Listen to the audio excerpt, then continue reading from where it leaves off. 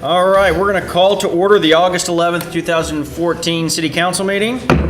And first on our agenda is the public hearing on proposed North Perkins Road project plan.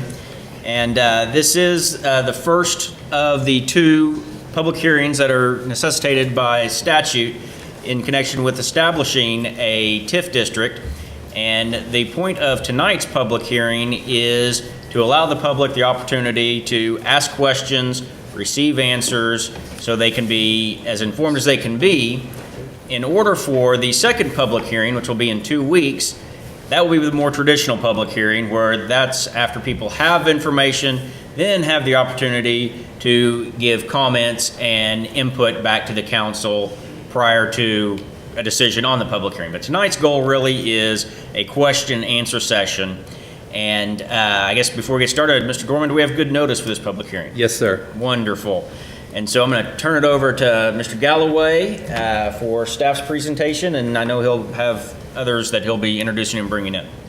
Okay, rather than make just a quick background, we have been working on an economic development project for the development of some undeveloped and underdeveloped land in the northeast part of the city. This is the first time that the city of Stillwater has pursued a tax increment financing district. It's a tool that's been available in the state for a little over 10 years. Most cities are using it. And this particular partnership agreement with a developer of a shopping center appeared to be an ideal candidate eligible for a TIF district.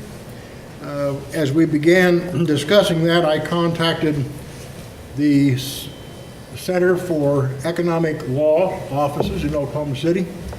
We have two people from that firm with us tonight, Mr. Dan Batchelor, who's the principal of the firm, and Lisa Harden, an attorney with the firm. Mr. Batchelor is probably the most experienced attorney in the state in TIF districts. He was instrumental in the development of the legislation and worked in assistance with the legislators in developing that law, so he probably knows it as well as anyone, and has developed several of these, assisted cities in developing several of these TIF districts throughout the state. Given that, I would like to invite Mr. Batchelor to the podium and ask him to give you an overview of the project plan, about the eligibility of this project for a TIF district. And with his presentation, then you'll certainly be allowed to answer any questions you may have of him or of me regarding the work with the developer. And then after that, you can certainly open a public hearing and we allow the public to ask questions as well. So with that, Mr. Batchelor, if you would step to the podium, and I'll turn the floor to you. Thank you very much, Mr. Galloway, Mr. Mayor, distinguished members of the council. I want to tell you that it's a distinct privilege to have this opportunity to work together with you on behalf of the city of Stillwater in promoting its economic development efforts. At the outset, I want to say that the heaviest work on this project has been provided by my wonderful colleague, Lisa Harden, who is a brilliant lawyer, maybe not quite as mature in years, although she beats me out in brains and beauty. So I'm lucky to have her help in this endeavor. I want to cover three basic points. As required by law, this first public hearing, as the mayor indicated, is a public hearing to provide information about the proposed project that is under consideration. So I will cover three basic points. The first being the legal foundation for your consideration of the project plan. Secondly, the procedure required by law for that consideration. And third, the key elements involved in this project plan. The state of Oklahoma has been extremely limited in the availability of tools to enable its communities to generate economic development. And yet, economic development is the lifeblood of the communities, because it is through economic development that we create quality employment opportunities. And it is quality employment which, more than perhaps any other feature, is what dictates the quality of our communities. those jobs are really important. So economic vitality is significant to our future. Realizing that the citizens of the state of Oklahoma adopted two significant amendments to the Oklahoma Constitution. The first in 1990, and an addition to that in the year 2004. These constitutional amendments authorize cities, towns, and counties to adopt project plans and to create tax increment districts under which a plan, coupled with the financing tools of the Local Development Act, could be used to generate new investment and development where the cities determined it appropriate, where certain conditions of eligibility were met, and where you followed certain procedures in connection with the review, consideration, and approval of a proposed project. That legislation is known as Oklahoma's Local Development Act. So it is the tools of that act that lead us to consideration of project plans.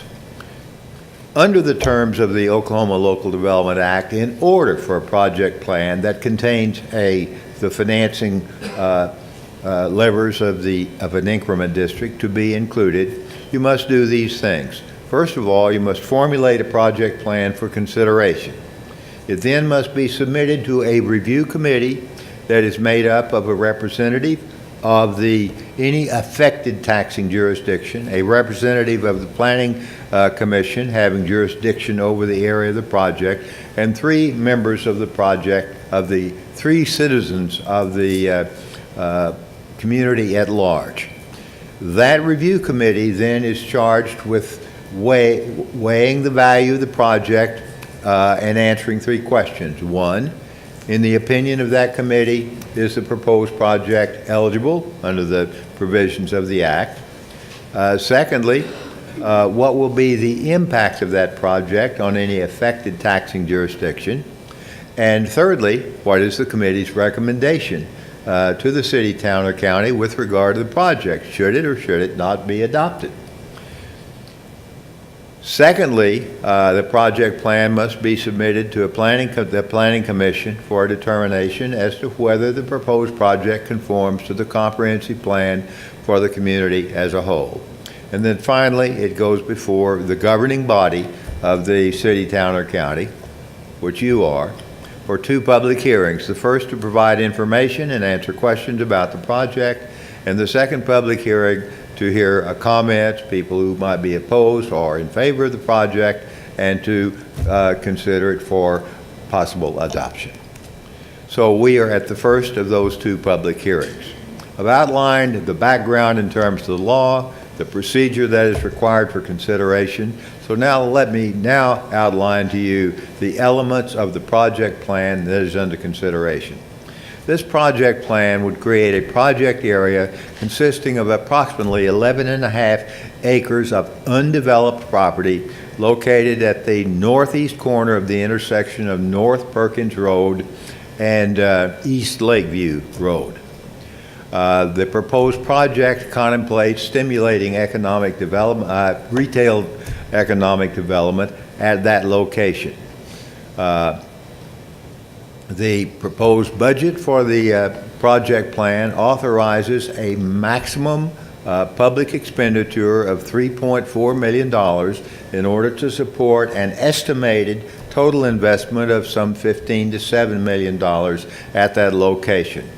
A portion of that public investment would be for required public improvements, that is, street improvements, signalization, sanitary sewer and water lines that are important and critical to serve the project. The balance of the authorized funds would be used to provide assistance in development financing as is authorized by the Constitution and the Local Development Act as a proper use of an economic tool.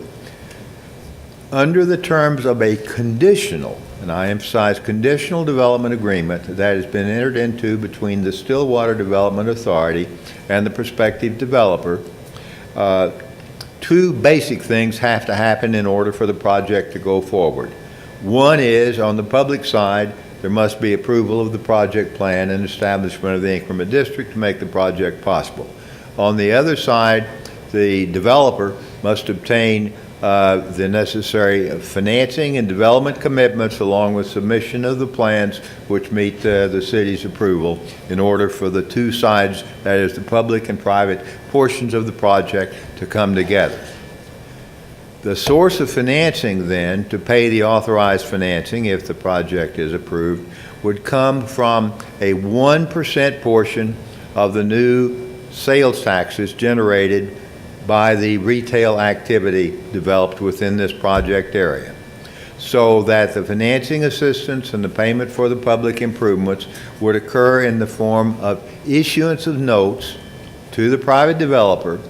Those notes would be payable over a period of time not to exceed 15 fiscal years after the adoption of the project plan and the creation of the increment district, and payable solely from 1%, that amounts to 1/2 of your 2% undedicated sales tax rate, payable solely from that source. If there's not enough money from that source to pay the amount authorized under the contract, then the full amount simply would not be paid. The amount of payment is also limited to the $3.4 million or 25% of the development cost on that project, whichever is less. I emphasize whichever is less. So three things have to occur in order for there to be financing assistance. One is the development must occur. Number two, you must have retail sales which generate a new tax. And number three, the payment for that financing assistance that's authorized, should you adopt this project plan, is limited to the amount generated by that 1% portion over a period of time not to exceed 15 years. If the full amount that's authorized is paid from that source in a shorter period of time, then the tax increment district terminates sooner.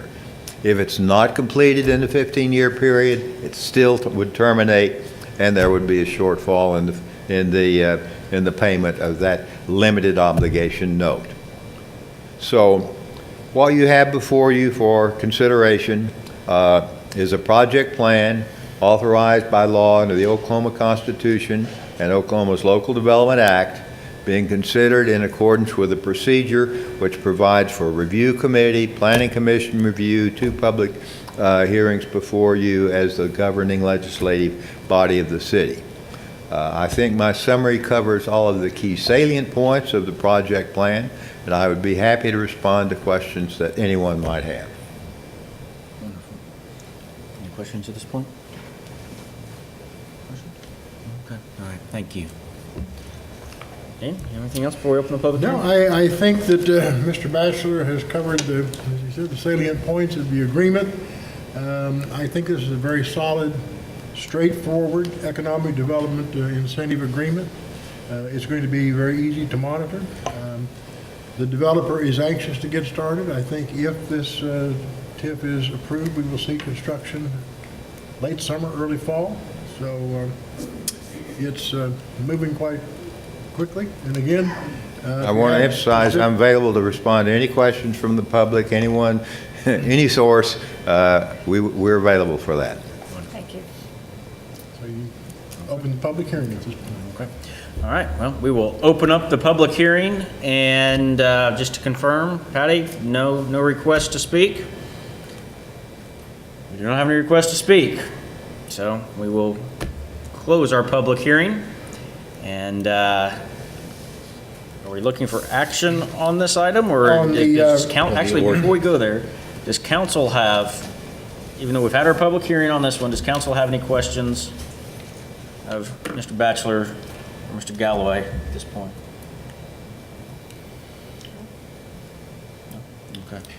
I don't believe there's action on this item, but under general orders, there will be a subsequent action if you're agreeable with what's transpired in the process thus far. You'll have an item to consider in the general orders for the next step. Okay. Any other comments about public hearing matters? All right, that'll take us down to general orders, and the general order that's being requested is to establish Monday, August 25th, 2014 as the hearing date for the second public hearing on this proposed TIF district. We would recommend that date. That meets the timeline from the statute, the space between hearings, And that would allow council, after that hearing, to consider the adoption of an ordinance to create the district.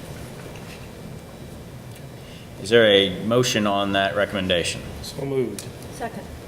Motion is second to establish August 25th, 2014 as the second public hearing. And that is approved 3-0. And take us down to resolutions, and we do have a resolution 2014-10, resolution declaring the public necessity of acquiring ownership to certain real property. I need to read the whole thing. No, sir. Okay. You've read it. So anyway, resolution, public necessity, water lines along Range, proposed water lines along Range Road between Highway 51 and 19. You guys have any questions of staff on this matter? No. Is there a motion on this resolution? Motion to approve, accept, whatever we do. And second. And seconded.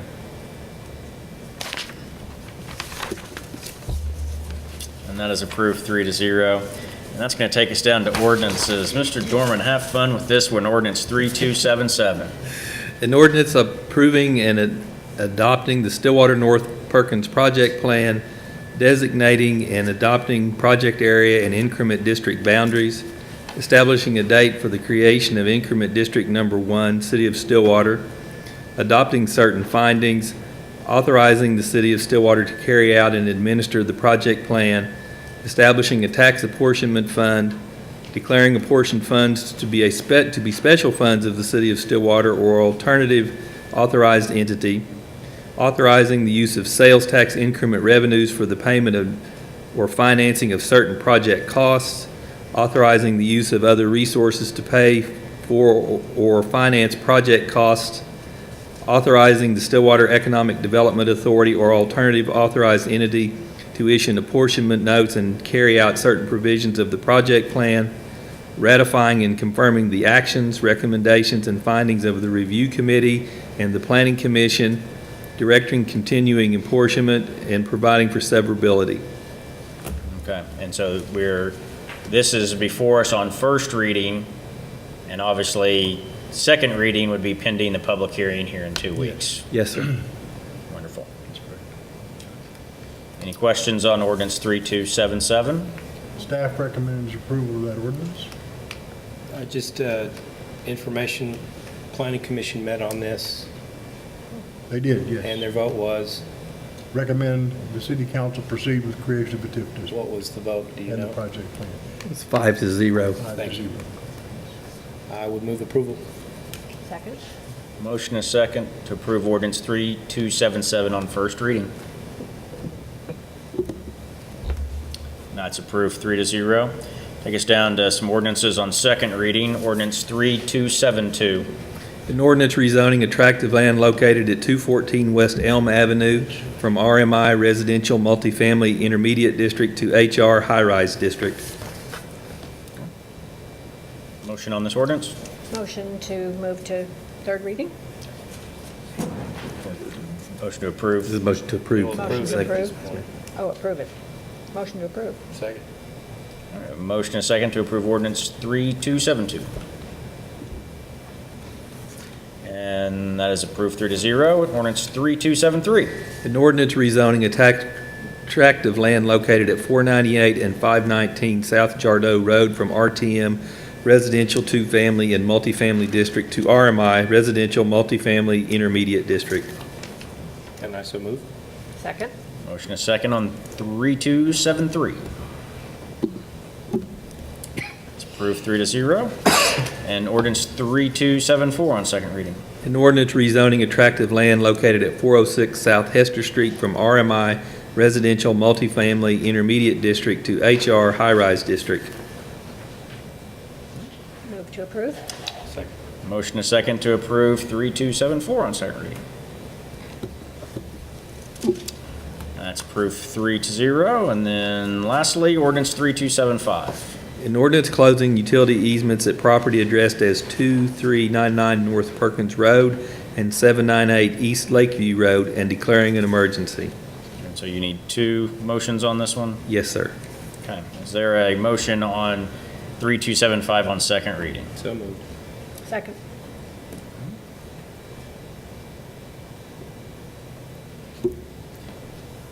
That's approved 3-0. And is there a motion declaring an emergency on this ordinance? So move. Second. Okay, motion is second declaring the emergency. And that is also approved 3-0. It's going to take us down under executive session. Mr. Dorman, Mr. Galloway making the request. I'll make it. Request an executive session pursuant to 25 OS subsection 307B2 for the purpose of discussing labor negotiations with Fraternal Order of Lodge number 102. Okay. And so is there a motion to move into executive session under that request? So move. Second.